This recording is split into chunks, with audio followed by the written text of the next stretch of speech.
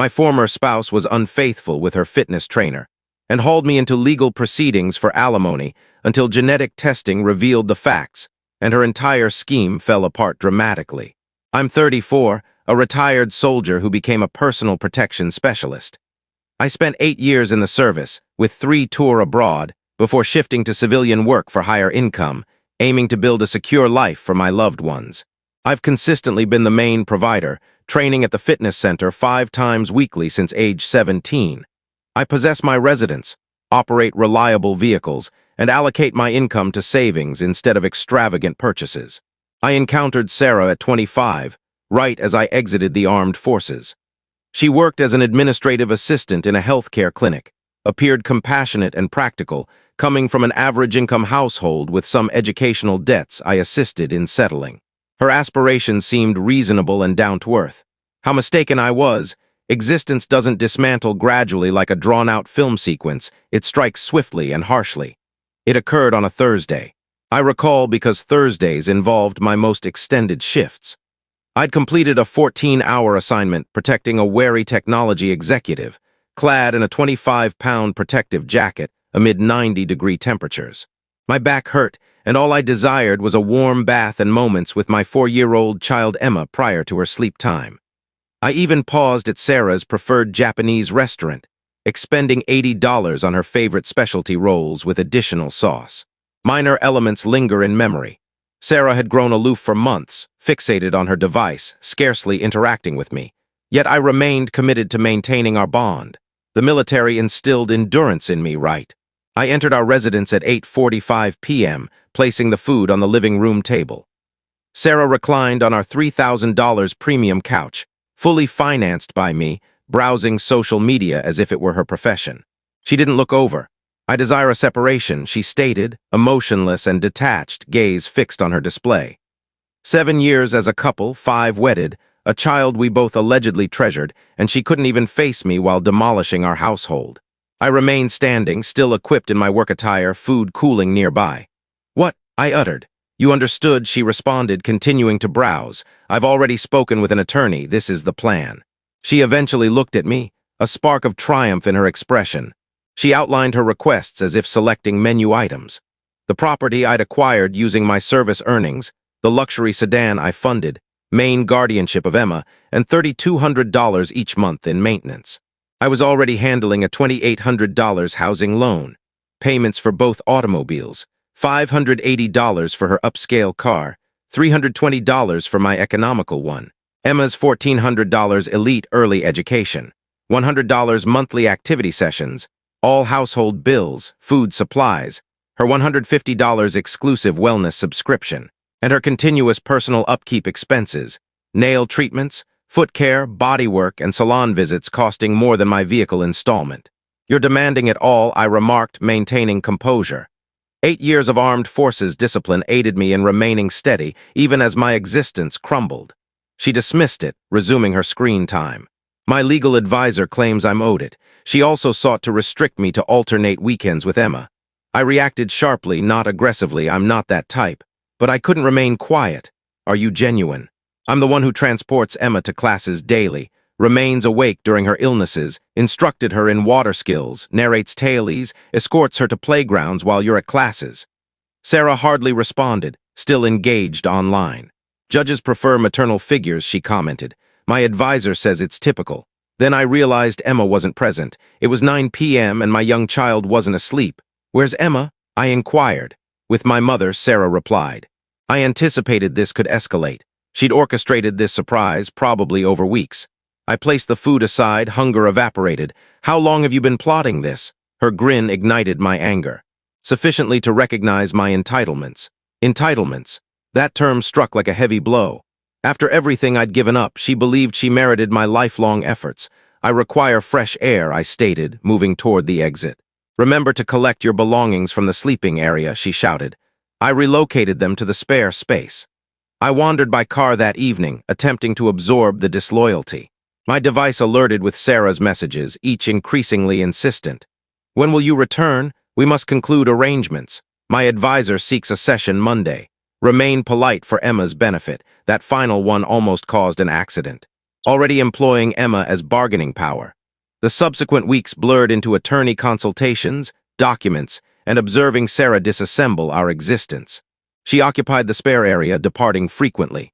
When I questioned about Emma, it was invariably she's with family or at a social event.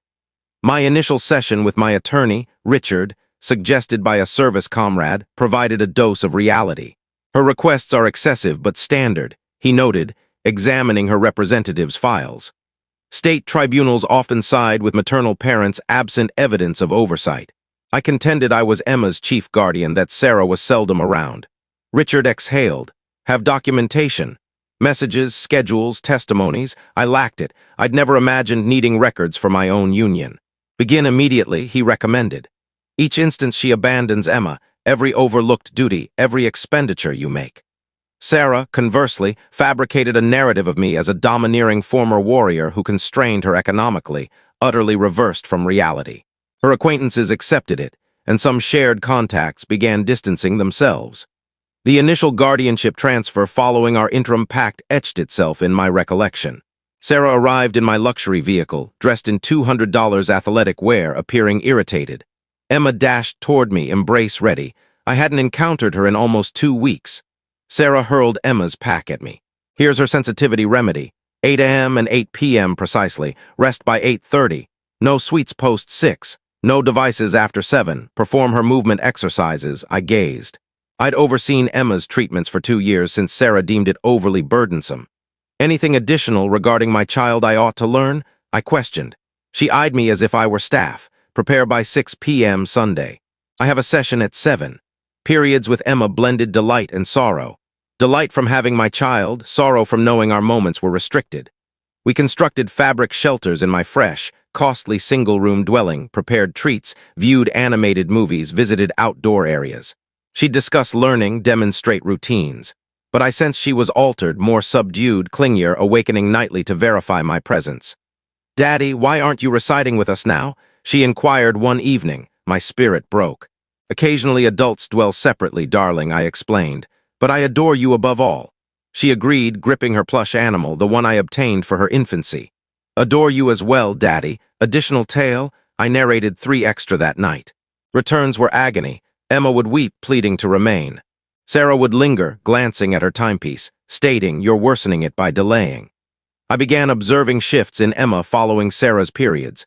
She'd come back with expensive playthings but soiled attire, locks disheveled, fatigued from inadequate rest. When I addressed it legally, Sarah's representative rejected it. "Honorable Judge, Mr. Bremut is amplifying typical youth actions to defame my party." Sarah produced sobs, and the magistrate responded with empathy. Appearance dominated family tribunals, and Sarah excelled at portraying the injured party. Legal sessions further diminished my privileges. Interim guardianship turned somewhat enduring. Maintenance obligations increased.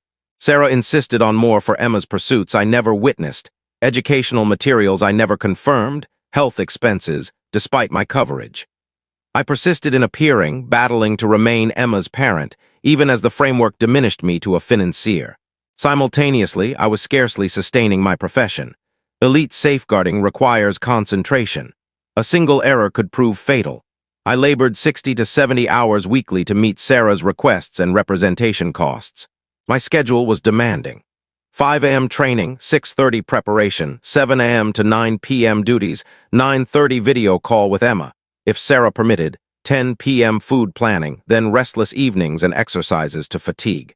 My superior, Mike, a retired soldier who introduced me to the field, observed my deterioration. After I dozed during a patron update, he addressed me privately. "What's occurring, comrade?" Patrons are observing. I revealed all. Separation, guardianship, Sarah's avarice. He attended, then remarked, "I support you, but distraction isn't viable here. Existences depend on it." Pause briefly. He provided 2 weeks compensated absence, kind for our sector. I utilized it to consult Richard, arrange funds, and strengthen my guardianship argument. I believed I was recovering when I resumed. I wasn't. 3 weeks afterward, I handled a critical assignment for a wealthy innovator facing dangers. Standard procedure, usually. I surveyed the eatery, patron secured, when my device notified. Sarah transmitted an image of Emma in a medical facility attached to equipment without details. I messaged what occurred. "Is she well?" No answer. Phoned her parent zilch. My thoughts swirled, but I maintained position. Then I spotted a person nearing quickly, palm in his coat. Discipline ought to have activated. Intervene, subdue. But I paused momentarily, diverted by Emma's picture. It was merely an admirer seeking a signature, not a risk, but my delay was detected. Subsequently, after verifying Emma was okay, simply a routine visit Sarah exploited to disrupt me, Mike contacted. This isn't functional. Apologies. 2 months afterward, I was dismissed. 2 patrons had grumbled about my attention. 15 years, 8 in service, 7 in protection, vanished.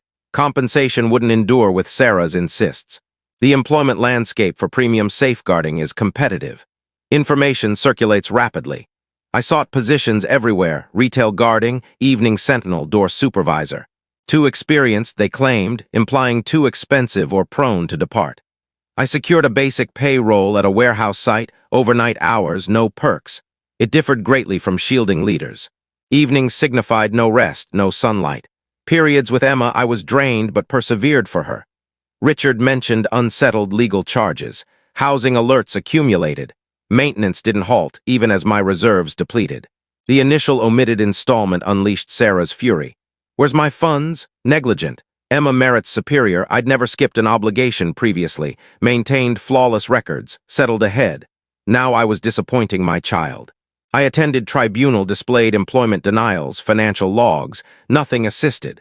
Sarah's representative alleged I'd selected a modest income position to evade payments. The magistrate remained unmoved. The directive persists. Settle or confront repercussions. I liquidated my vehicle, timepiece, any assets, accepted another role organizing inventory, subsisted on inexpensive meals, undertook miscellaneous tasks, yard care, building coding, rest reduced to 4 hours. Then arrived the 8 a.m. wrap. 2 officers appearing uncomfortable with an order for delinquent maintenance. They were respectful, permitted me to dress, but exiting restrained was degrading. The detention area was chilly, foul, dismal. I considered Emma. What would Sarah convey to her? That father was unlawful? My assigned counsel, burdened and inexperienced, scarcely reviewed my documents. Simply commit to settling, he advised. With what? I queried. He dismissed. The magistrate was direct. Settle or return. A service associate secured my release after 3 days. 3 days of absent labor, lost moments with Emma, and sinking further into obligation. Incarceration offered reflection time. I performed exercises, upheld a pattern. Upon return, I discovered a substantial package from Jake, a reliable former colleague. His note struck deeply. You deserve the facts. He'd observed Sarah with her trainer, Brad, at lodging gatherings, overly intimate for friendship. He'd recorded dates, times, images, some predating our union amid her expectancy and lately. The sequence doesn't align, he composed. Sarah associated with Brad prior to Emma's arrival. I withheld because you cherished Emma, but now Sarah's ruining you. Images depicted Sarah and Brad at accommodations, dining spots, purchasing, evidence of prolonged deception. I pondered it for a day, fury and sorrow clashing within.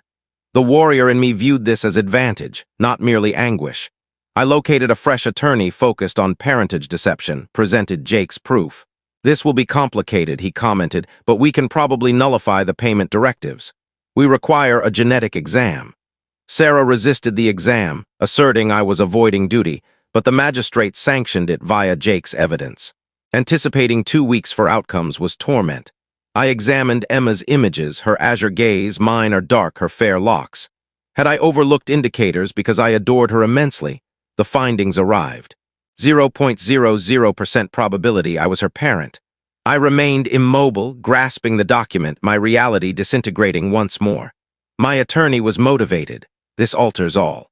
We'll submit to annul payment directives, and if she's been receiving from the actual parent also, that's deceit. Investigation uncovered Sarah had been collecting from both me and Brad. Legal summons, financial documents, and communications unveiled her plot. In tribunal, Sarah appeared in high-end attire, her representative weaving a story of her uncertainty about lineage. My attorney rebutted with proof, financial reports, lodging proofs, recordings, communications confirming she knew the reality throughout. The magistrate's revulsion was evident. Mrs. Last Name, you've misled 2 individuals, exploited this tribunal, and utilized a youngster as leverage. He nullified the payment directives, mandated repayment with additions, and forwarded Sarah for legal accusations. Sarah's expression paled as she was detained in session. Fate struck firmer during processing. They discovered her bag filled with prohibited substances, sufficient for trafficking accusations. Her 3-year deception penalty extended to 7. Brad escaped to another country when his payment directives emerged, evading his own troubles. Sarah's relative contacted lately, stating Sarah's discovered faith in confinement and seeks my aid for lessened punishment. I informed her incorrect contact. Emma's circumstance devastated me. With Sarah confined and Brad absent, she confronted placement care. Although not her genetic parent, I requested guardianship, referencing our connection and my position as her sole consistent guardian. It was a difficult struggle. The framework isn't designed for this, but I succeeded. Emma's with me now, complete guardianship. Clarifying her mother's lack to a young child isn't simple, but we're coping. I obtained a protection oversight role at a lodging network. Improved compensation, consistent schedule present every evening. Emma's thriving. Educators note she's more content, forming bonds, succeeding in pursuits, resting peacefully. Sarah, gossip suggests confinement cuisine doesn't align with her upscale preferences. Indeed, fate's the true opportunist. So what are your thoughts on this story? Do you agree with what happened or do you see it differently? Let us know your opinion in the comments. We'd love to hear from you. And if you enjoyed the video, make sure to give it a like, subscribe to the channel, and hit the bell icon so you don't miss any of our upcoming stories. See you in the next one.